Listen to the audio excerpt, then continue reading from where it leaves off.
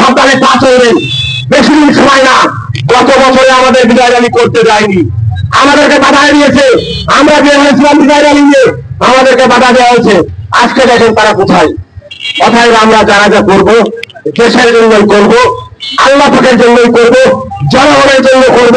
তাহলে সর্বক্ষেত্রে যদি আমরা ভালো কিছু করি, আমরা আল্লাহ পাকে সন্তুষ্ট থাকবে। অতএব দুনিয়ার সৃষ্টিকর্তা আল্লাহ, মানব জগৎ সৃষ্টিকর্তা আল্লাহ, সর্বক্ষণ কায়ের সৃষ্টিকর্তা আল্লাহ। অতএব আমাদের প্রত্যেকটা কাজ হবে আল্লাহকে রাজি খুশি করার জন্য, কোন ব্যক্তিকে রাজি খুশি করার জন্য নয়। আমরা বর্তমান সময় দেখতে পাচ্ছি 5ই আগস্টের পরে যে বৈষম্য নিয়ে আমরা আন্দোলন করেছি, 5ই আগস্টের পরে আবারও বৈষম্য শুরু হয়েছে। কিন্তু আপনাদেরকে বলবো, আপনারা এই বৈষম্য সৃষ্টি আর করবেন না। তাহলে বিগত স্বৈরাচার সরকারের মতন আপনারা যদি ক্ষমতায় আসেন, আপনাদেরকে উঠে দেওয়া হবে ইনশাআল্লাহ। আজকের এই বিজয় র্যালি অনুষ্ঠানে আজকে এই পর্যায়ে